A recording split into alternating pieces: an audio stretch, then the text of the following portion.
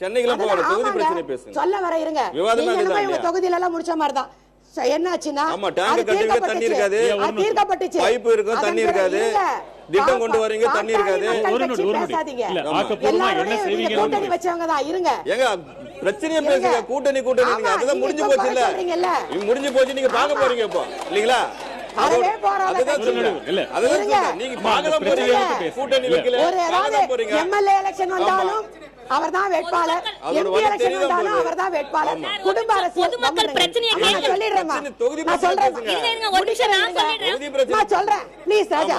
அதனால ஐயா ஒருத்தர் பேசுங்க. எல்லாருக்கும் நான் ஒன்னு சொல்றேன். பொதுமக்கள் பிரச்சனைகளை கேட்டு தவறான கருத்து பதிவு பண்றது நீங்க.